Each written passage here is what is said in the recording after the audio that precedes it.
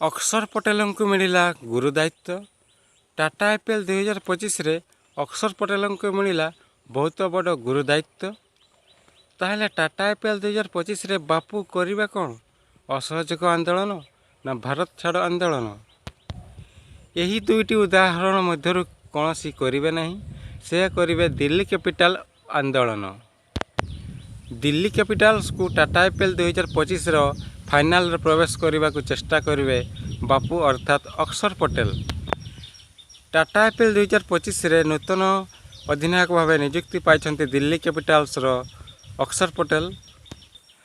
ଦଳରେ ଆପଣମାନେ ନାମ ତ ଶୁଣିଥିବେ, କେଏଲ୍ ରାହୁଲ ଥାଇ ବି ଅକ୍ଷର ପଟେଲଙ୍କୁ କାହିଁକି ଦଳର ଅଧିନାୟକ ଚୟନ କରାଗଲା, ଏହି ବିଷୟ ଉପରେ ଟିକେ ଆଲୋଚନା କରିବା। ଚାଲନ୍ତୁ। ଆସନ୍ତା 22 ତାରିଖରୁ ଆରମ୍ଭ ହେବ ଟାଟା ଆଇପିଏଲ୍ 2025ର 18ତମ ସିଜିନ୍। ଏହି ଟାଟା ଆଇପିଏଲ୍ 2025ର 18ତମ ସିଜିନ୍ରେ ପ୍ରଥମ ମ୍ୟାଚ୍ରେ ଭେଟିବ ଆର୍ସିବି ଦଳ ଭେଟିବ କେକେଆର୍କୁ ଏବଂ ମାର୍ଚ୍ଚ 24 ତାରିଖରେ ଦିଲ୍ଲୀ କ୍ୟାପିଟାଲ୍ସକୁ ଭେଟିବ ଲକ୍ଷ୍ନୌ ସୁପର ଜାଏଣ୍ଟ। ଏହାରି ପୂର୍ବରୁ ଦଳରେ ଅଧିନାୟକ ବାଛିଛନ୍ତି ଦିଲ୍ଲୀ କ୍ୟାପିଟାଲର ମ୍ୟାନେଜମେଣ୍ଟ। ସେମାନେ କହୁଛନ୍ତି ଦିଲ୍ଲୀ କ୍ୟାପିଟାଲ ଦଳରୁ ଦୀର୍ଘ 8 ବର୍ଷ ହେଲେ ଖେଳୁ ଆସୁଥିବା ଅକ୍ଷର ପଟେଲଙ୍କୁ ସିନିୟର ଖେଳାଳି ଭାବେ ତାଙ୍କୁ ଅଧିନାୟକ ଦାୟିତ୍ୱ ଦିଆଯାଇଛି।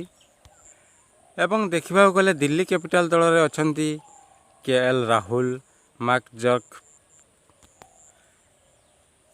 ଟ୍ରିଷ୍ଟାନ ଷ୍ଟୋଭ, ମିଚେଲ ଷ୍ଟାର୍କ, ମୁକେଶ କୁମାର, କୁଲଦୀପ ଯାଦବ, ଅକ୍ଷର ପଟେଲ, ଅଭିଷେକ ପରେଲ ଏବଂ ଫାଫ ଡୁ ପ୍ଲେସିସ୍।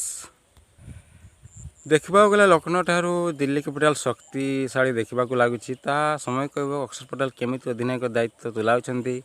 ତ ଫ୍ରେଣ୍ଡ, ଯଦି ଆମର ଭିଡ଼ିଓଟି ଭଲ ଲାଗିଥିବ ଭିଡ଼ିଓଟିକୁ ଲାଇକ୍ କରନ୍ତୁ।